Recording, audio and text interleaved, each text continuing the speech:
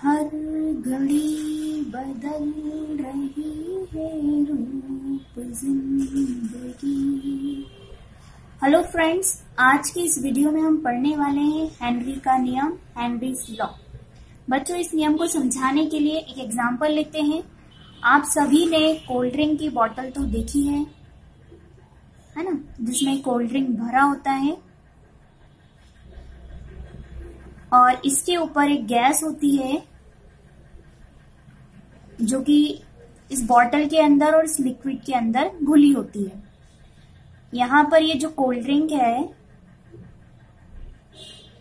ये द्रव अवस्था में है और यहाँ पर ये CO2 गैस है।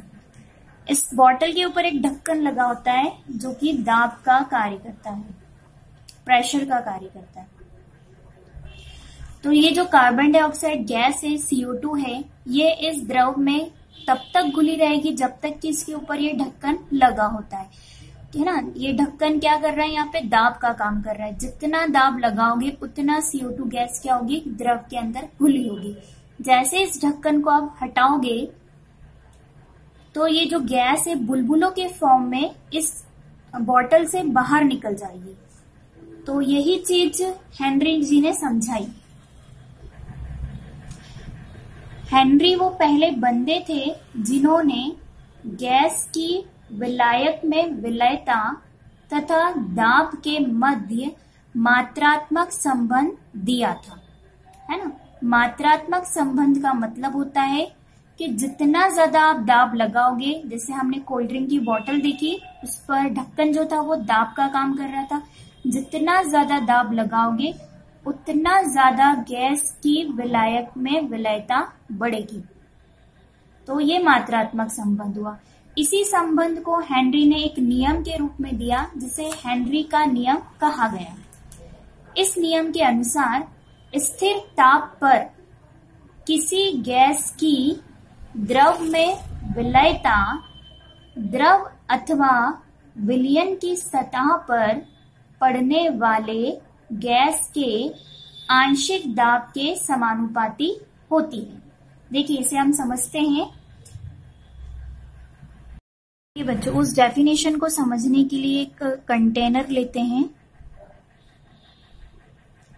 इस कंटेनर में हम लिक्विड, द्रव, जो भी बोले हम, विलयन भी बोल सकते हैं, जो लेना है, विलयन या फिर द्रव, दोनों लिक्विड स्टेट में होना चाहिए। द्रव तो द्रव में रहेगा, विलयन भी लिक्विड स्टेट वाला ही लेना है। यहाँ पर ये लाइन ड्रॉ करी, ये विलयन की सतह कंसीडर कर लेते हैं।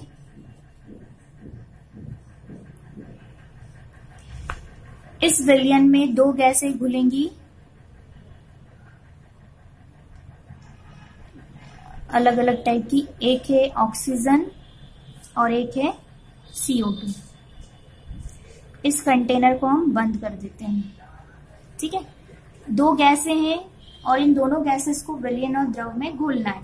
तो क्वेश्चन यहाँ पर ये बनता है कि जो ऑक्सीजन है वो इस विलयन में कितनी घुलेगी, है ना। अच्छा, ऑक्सीजन और CO2 दोनों गैसें हैं तो जाहिर सी बात है ये इनका खुद का अपना एक दाब होगा। तो यहाँ पर ऑक्सीजन का जो दाब होगा, है ना, उसको हम बोलेंगे ऑक्सीजन का आंशिक दाब। आंशिक दाब। और जो CO2 है इसका जो दाब होगा वो CO2 का आंशिक दाब। मान लीजिए ऑक्सीजन का आंशिक दाब P1 है और CO2 का जो आंशिक दाब है वो P2 है। तो जो कुल दाब होगा, है ना, वो किसके बराबर होगा, P1 प्लस P2 के बराबर होगा। ये जो डेफिनेशन है उसमें आंशिक दाब लिखा है। आंशिक दाब मतलब ऑक्सीजन का खुद का जो दाब होगा, जो हिस्सा होगा ऑक्सीजन का, वो बात कर रहे हैं। तो जितना ज्यादा ऑक्सीजन इस विलयन की सतह पर, ये विलयन की सतह है, जितना ज्यादा ऑक्सीजन इस विलयन की सतह पर दाब लगाएगी उतना ज्यादा ऑक्सीजन इस विलयन में घुलेगी। सेम CO2 के लिए भी होगा। जितना ज्यादा CO2 इस विलयन की सतह पर दाब लगाएगी उतना ज्यादा CO2 क्या होगी, इस विलयन के अंदर घुलेगी। तो यही हेनरी जी ने कहा था कि स्थिर ताप पर, स्थिर ताप मतलब स्टार्टिंग टू एंड तक आपको एक जैसा टेम्परेचर मेंटेन करना है। जैसे अगर प्रोसेस 25 से स्टार्ट है तो 25 एंड तक मेंटेन करना है जब तक आप गैस को द्रव में घोलते हो। तो स्थिर ताप पर किसी गैस की द्रव में विलयता द्रव अथवा विलयन की सतह पर पड़ने वाले गैस के आंशिक दाब, स्टेटमेंट आ गया, आंशिक दाब के समानुपाती होती है। तो ये डेफिनेशन का जो एक निचोड़ है वो ये कहना चाह रहे हैं कि गैस की जो द्रव में विलयता होती है वो समानुपाती होती है गैस के आंशिक दाब के। ठीक है। अब बच्चों गैस की द्रव में विलयता इसको आप कैसे मेजर करोगे, है ना, कि कोई द्रव है, उस द्रव में कितना गैस घुला है, तो फिर इस चीज को उन्होंने क्या किया, मोल प्रभाज से व्यक्त किया। यदि गैस की विलयता को मोल प्रभाज के पदों में व्यक्त किया जाए तो फिर स्टेटमेंट जो होगा कि गैस का जो आंशिक दाब है वो तो ठीक है, लेकिन गैस की जो द्रव में विलयता है उसको किससे हटा दिया, मोल प्रभाज से। क्योंकि ध्यान देना आप सभी,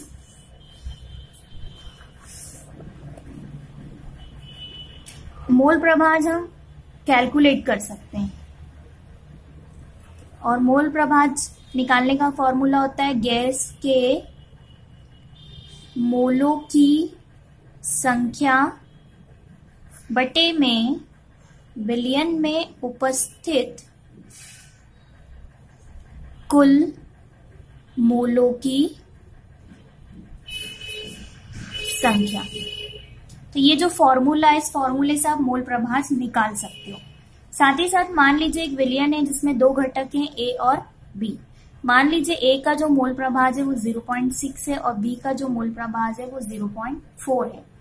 तो इस वैल्यू से आपको क्या पता चल रहा है कि जो ए की मात्रा है वो ज्यादा है बी की मात्रा से।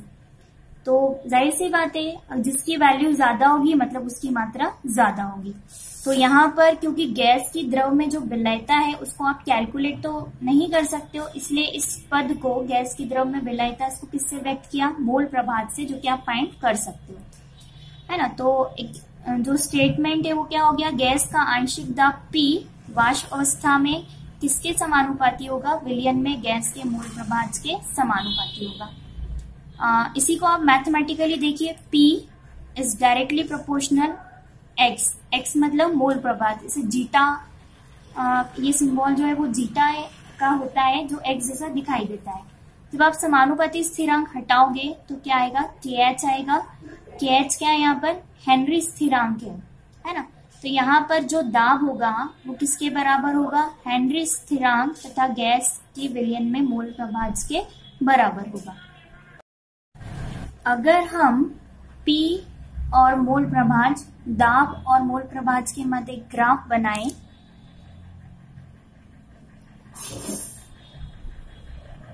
इधर हम लिखते हैं गैस का आंशिक दाब और इस तरफ आएगा मोल प्रभाज, है ना। मोल प्रभाज X है, गैस का आंशिक दाब P है, क्योंकि ये दोनों एक दूसरे के समानुपाती है। मतलब अगर आप दाब बढ़ाओगे तो मोल प्रभाज भी बढ़ेगा, है ना, मतलब विलयन में गैस की मात्रा भी बढ़ेगी। तो क्योंकि दोनों समानुपाती है, जीरो से ओरिजिन होता है किसी भी ग्राफ का, ये इस तरफ ग्रो करेगा और ये इस तरफ ग्रो करेगा, तो दोनों के लिए आपको एक स्ट्रेट लाइन प्राप्त होगी, है ना। जब भी समानुपाती स्थिरांक होगा तो जो ग्राफ बनेगा वो कैसा बनेगा, स्ट्रेट लाइन, मतलब सीधी दिशा वाला बनेगा। अगर हम इसकी ढाल फाइंड करें, है ना, अगर KH की वैल्यू निकालेंगे तो हम क्या लिखते हैं, KH बराबर P और इसके अपॉन में कौन जाएगा, X, है ना। तो क्या लिखते हैं, tan थीटा बराबर होगा P अपॉन X, है ना, जो कि इसके बराबर होगा KH। तो इसकी जो ढाल होगी वो किसके बराबर होगी, KH के बराबर होगी, हेनरी स्थिरांक के बराबर होगी। विभिन्न गैसों के लिए जल में KH के मान, मतलब आप अलग अलग गैस हैं उनको जल में घोलते हैं तो KH की वैल्यू क्या आती है। तो ध्यान दीजिए बच्चों, इस कॉलम में गैस दी गई है, दो गैस ली हमने, नाइट्रोजन ऑक्सीजन। इस कॉलम में टेम्परेचर है और यहाँ पर KH का मान है और ये KH की यूनिट है। देखिए बच्चों, KH की यूनिट अगर हम हेनरी का नियम देखें तो क्या है हेनरी का नियम, P जो है वो किसके डायरेक्टली प्रोपोर्शनल है, मोल प्रभाज P equal to KH x, correct. अगर आप के एच की वैल्यू निकालोगे तो P upon x equal to K H. तो यहाँ पर जो के एच की इकाई होगी वो दाब की इकाई के समान होगी, क्योंकि मोल प्रभाज की कोई इकाई नहीं होती है, लेकिन दाब की जो इकाई होगी बार, किलो बार, जो भी इकाई होती है दाब की, वही इकाई किसकी होगी, हेनरीज कांस्टेंट की होगी। ठीक है, तो आप यहाँ पर देखिए नाइट्रोजन जो है, अगर आप टेम्परेचर 293 केल्विन लेते हैं तो जो के एच की जो एक मान आया है, वैल्यू आया, वो कितना 76.48। फिर से नाइट्रोजन लिया है, टेम्परेचर बढ़ा दिया है 303, इस टाइम वैल्यू कितना आया 88.84। तो यहाँ पर अगर के एच की वैल्यू बढ़ रही है, 76 से 88 हो गई, मतलब जो जल है, पानी है, उसमें नाइट्रोजन की जो घुलनशीलता है वो कम हो रही है, क्योंकि जो रिलेशन है वो इस टाइप का है कि P upon x equal to K H. X मतलब विलयन में गैसों की घुलनशीलता है, एक्स जो होता है क्या रिप्रेजेंट करता है, एक्स की द्रव में या विलयन में गैसों की घुलनशीलता को बताता है। तो अगर के एच का मान ज्यादा होगा तो विलयन में गैसों की जो घुलनशीलता है वो कम होगी। ठीक है, तो के एच का मान नीचे जाने पर और नाइट्रोजन के लिए बढ़ा, मतलब नाइट्रोजन की वाटर में घुलनशीलता कम हुई। एक रिलेशन आप ये भी बता सकते हैं कि टेम्परेचर जैसे जैसे बढ़ेगा वैसे वैसे के एच का मान बढ़ेगा, मतलब विलयन जो है उसमें गैस की घुलनशीलता कम होगी। ऑक्सीजन के लिए देखिए यहाँ पर 293 है, कितना वैल्यू आया 34.86। वही ऑक्सीजन 303 केल्विन टेम्परेचर है, 46.82, मतलब यहाँ भी टेम्परेचर बढ़ा। तो टेम्परेचर बढ़ने से के एच का मान बढ़ रहा है, मतलब जल जो है उसमें गैसों की जो घुलनशीलता है वो कम हो रही है। बच्चों यहाँ पर एक क्वेश्चन बनता है, क्वेश्चन ये है, जलीय स्पीशीज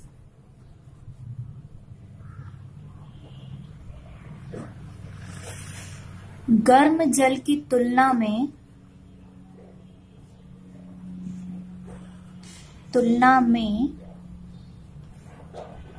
ठंडे जल में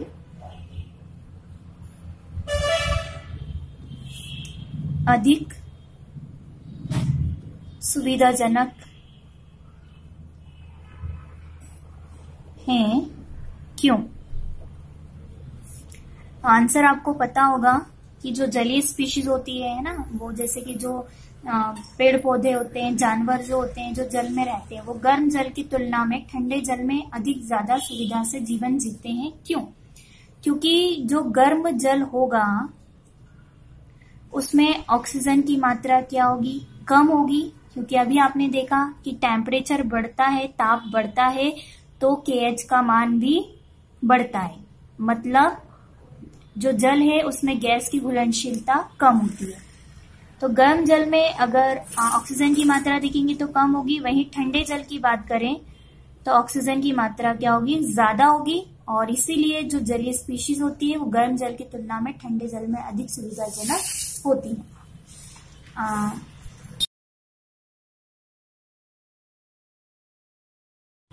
रात का समा झूमे चंद्रमा, हेनरी के नियम के अनुप्रयोग। देखो बच्चों, सबसे पहला अनुप्रयोग है कार्बोनीकृत पेय पदार्थों के उत्पादन में। पेय पदार्थ जो पीने जैसे पदार्थ होते हैं जिन्हें हम पीते हैं, कोल्ड ड्रिंक्स हो गया, सोडा वाटर हो गया, कार्बोनीकृत मतलब इनमें CO2 गैस को भरा जाता है। तो हेनरी का नियम किस काम में आता है कि जितने भी ये पदार्थ यहाँ पे बनाए जा रहे हैं जिसमें CO2 गैस का इस्तेमाल किया जाता है, इनमें CO2 की विलयता को बढ़ाने के लिए उच्च दाब का प्रयोग किया जाता है, मतलब ज्यादा दाब लगाएंगे CO2 की विलयता बढ़ेगी। फिर सेकंड है गहरे समुद्र में गोताखोरी के लिए। गोताखोरी मतलब वो लोग जो समुद्र में छलांग लगाते हैं, है ना, समुद्र में से नई नई चीजें ढूंढ के लाते हैं, वो कौन कहलाते हैं, गोताखोर।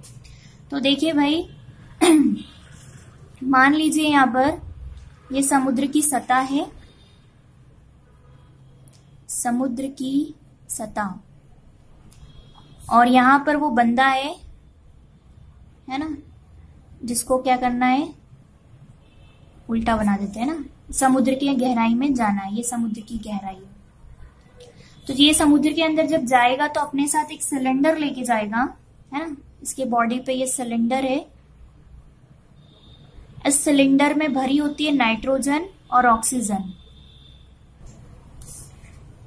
ठीक है। अब समुद्र की सतह पर एक ही दाब यहाँ पे लगता है, जो कि है वायुमंडलीय दाब। तो यहाँ पर अभी जो दाब है वो कैसा है, सामान्य। लेकिन जैसे जैसे ये जो गोताखोर है समुद्र की गहराई में जाएगा,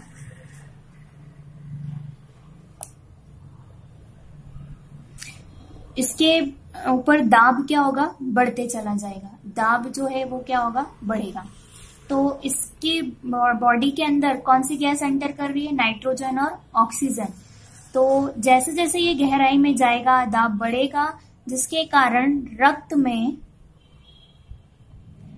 नाइट्रोजन की घुलनशीलता क्या होगी, बढ़ेगी, ठीक है।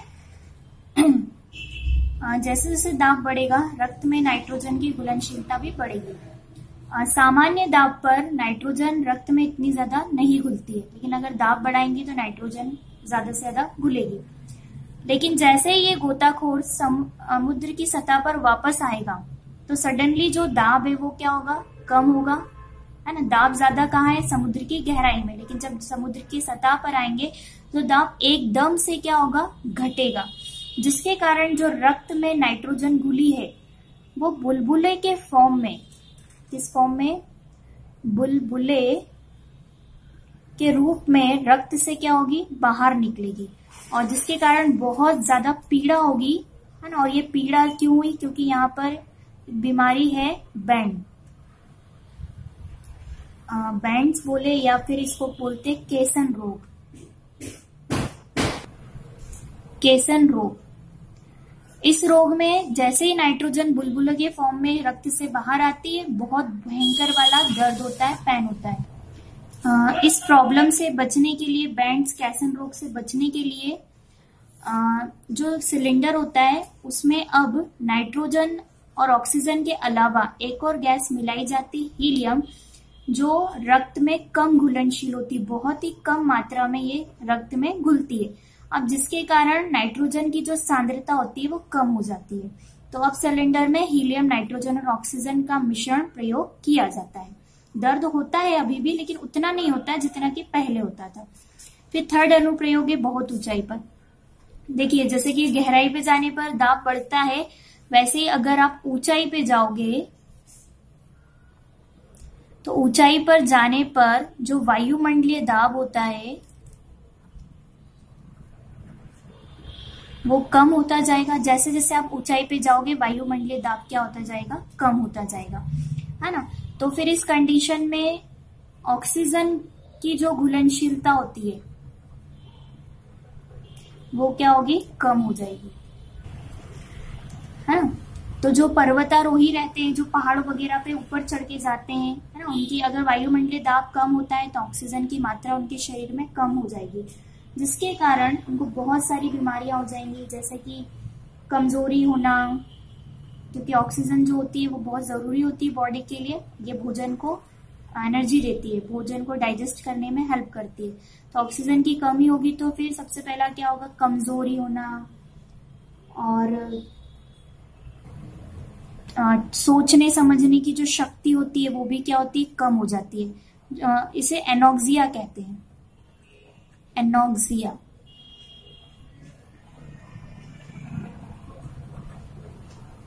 इसमें क्या होता है, अगर ऑक्सीजन आपको प्रॉपर नहीं मिलती है तो बॉडी में जो दिमाग होता है उसके सोचने समझने की शक्ति कम हो जाती है। तो भैया हेनरी के नियम के बहुत सारे अनुप्रयोग हमने पढ़े। सबसे पहला है कार्बोनीकृत पेय पदार्थों के उत्पादन में, गहरे समुद्र में गोताखोरी के लिए। थर्ड है बहुत ऊंचाई पर जाने पर।